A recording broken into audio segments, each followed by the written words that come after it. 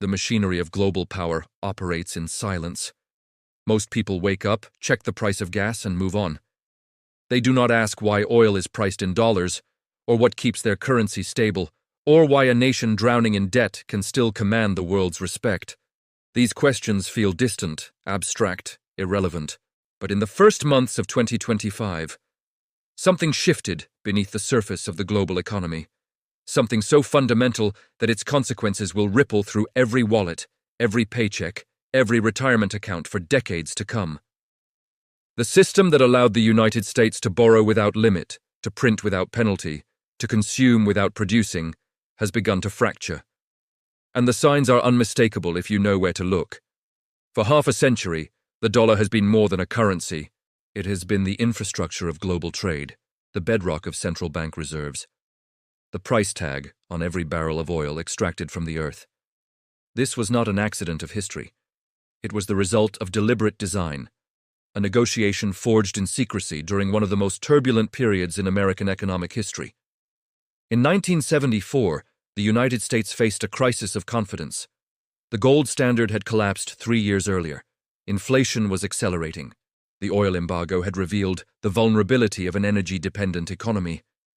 Into this chaos stepped Henry Kissinger, who understood that monetary power could be reconstructed not on gold, but on oil. He traveled to Saudi Arabia and negotiated an arrangement that would reshape the global order. The Saudis would price their oil exclusively in dollars and encourage other OPEC members to do the same. In return, the United States would provide military protection, weapons, and political support. The agreement was simple, elegant, and devastatingly effective. The implications were immediate and profound. Every nation that needed energy now needed dollars first. A Japanese electronics manufacturer, a German automaker, a Brazilian airline, all had to acquire dollars before they could purchase oil. This created a permanent, structural demand for American currency that had nothing to do with the strength of the American economy. It allowed the United States to run trade deficits year after year, buying goods from the world while exporting little more than currency and debt. Other nations had to earn dollars through exports, accumulating reserves to pay for energy. The United States simply printed them. The burden of this arrangement fell on the rest of the world. When America printed money to finance wars, welfare programs, or financial bailouts, the inflation did not stay within American borders. It dispersed across the global economy, absorbed by every central bank holding dollars in reserve, every oil importer converting local currency into dollars, every exporter pricing goods in the dominant global unit of account. The United States exported its inflation and imported the world's goods, and the world had no choice but to participate. This system was never meant to last forever. In June of 2024, a date passed with little fanfare in the American media. The 50-year Petrodollar agreement reached its expiration. Saudi Arabia, the linchpin of the entire arrangement, chose not to renew it. This was not a sudden decision. It was the culmination of years of shifting alliances, changing energy markets, and a fundamental reassessment of where power resides in the 21st century. Saudi Arabia has joined BRICS, the coalition of Brazil, Russia, India, China, and South Africa that explicitly seeks alternatives to dollar dominance. They are now accepting Yuan for oil sales to China, rupees for sales to India, and exploring arrangements with other nations to trade in local currencies. The exclusive relationship with the dollar has ended. The world is watching. The numbers tell a story that should alarm anyone paying attention. In the year 2000, roughly 73% of global foreign exchange reserves were held in dollars. Today, that figure has fallen below 55%. This is not a marginal shift. It represents a massive reallocation of global savings away from American debt and American currency.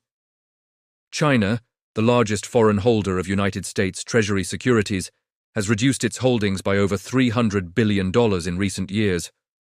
Russia, after facing sanctions, has almost entirely eliminated dollar reserves, shifting to gold, yuan, and euros. Even traditional allies are diversifying. France has quietly reduced its dollar exposure. Germany has repatriated gold reserves. Central banks across Asia, the Middle East, and Latin America are exploring currency swaps, local settlement systems, and non-dollar trade corridors. The velocity of this shift is increasing. What began as a trickle has become a steady flow, and the direction is unmistakable. To understand what happens next, you must first understand what happens when reserve currencies fail. This is not a theoretical exercise. History provides the template, and the pattern repeats with eerie consistency. The Spanish dollar, backed by silver from the New World, was the dominant global currency of the 16th and 17th centuries. Spain used this privilege to finance endless wars, expand an empire, and accumulate debts it could never repay. When the silver mines depleted and confidence eroded, the currency collapsed, and Spain descended from superpower to secondary status within a generation. The Dutch guilder followed a similar arc in the 17th and 18th centuries. The Netherlands became the financial center of Europe. But overextension, military conflict, and competition from Britain undermined confidence. The guilder lost its status, and with it, the ability to borrow cheaply and project power globally. The British pound held reserve status for over a century, from the early 1800s until the mid-20th century. Britain used this privilege to finance an empire, fight 2 world wars, and maintain a standard of living disconnected from productive capacity. By 1944, the pound was no longer viable as a global reserve, and the mantle passed to the United States at Bretton Woods. Each of these transitions followed a predictable sequence. First, a nation gains reserve currency status through economic strength, military power, or control of a critical resource. Then it exploits that privilege to finance deficits, wars, and consumption beyond its means. Next, other nations begin to lose confidence, whether due to inflation, geopolitical overreach, or the rise of a competitor. Finally, the currency loses its privileged status, demand collapses, and the issuing nation faces a painful adjustment. Inflation accelerates. Imports become expensive. Living standards fall. The government is forced to choose between austerity and further debasement, neither of which restores confidence. The transition is never smooth. It is marked by crisis, conflict, and the reordering of global power. The United States dollar has been the world's dominant reserve currency since 1944, a span of 80 years. That is longer than most reserve currencies last, but it is not unprecedented. What is unprecedented is the scale of the imbalances that have accumulated. The United States national debt exceeds $36 trillion, roughly 130% of annual economic output. The federal government runs deficits exceeding $1 trillion per year, even in periods of economic expansion. The trade deficit, the gap between what America imports and what it exports, has persisted for decades. A structural feature of an economy that consumes far more than it produces. These imbalances are sustainable only as long as the rest of the world is willing to finance them, to accept dollars in exchange for goods, to hold treasury securities in reserve, to price commodities in the currency of a debtor nation. That willingness is not guaranteed. It is a matter of confidence, and confidence is eroding. When the flow reverses, when central banks stop accumulating dollars and begin to sell them, the consequences unfold in stages. Initially, the value of the dollar declines relative to other currencies. This makes imports more expensive. The United States imports energy, electronics, pharmaceuticals, clothing, machinery, food, nearly everything that sustains modern life. A weaker dollar means higher prices at the pump, at the grocery store, at the pharmacy. For a nation that produces less and less of what it consumes, this is not a minor inconvenience. It is a structural shock. Real wages, already stagnant for decades, decline further. Savings lose purchasing power. Retirement accounts, denominated in dollars, buy less with each passing year. The middle class, which has spent 50 years borrowing against an inflated future, finds that future arriving with brutal clarity. The government faces an impossible dilemma. Raising interest rates to defend the currency makes debt service unsustainable and crashes asset prices, triggering a recession or worse. Lowering rates or printing more money accelerates the loss of confidence and the decline of the currency.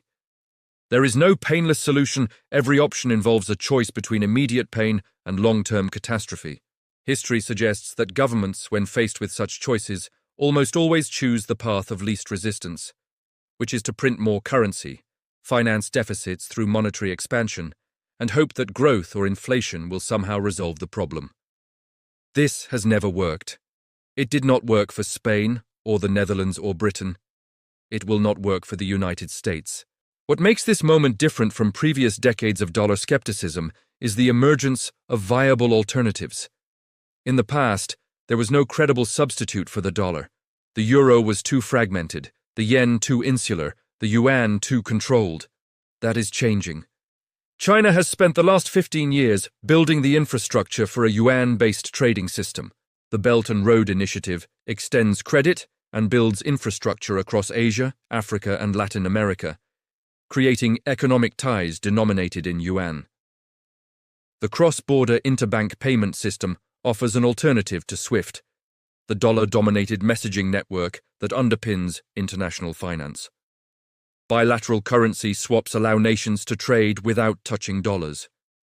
The digital yuan, a central bank digital currency, is being tested in cross-border transactions, offering a technologically advanced alternative to the legacy dollar system. None of these initiatives alone replaces the dollar, but collectively they create optionality.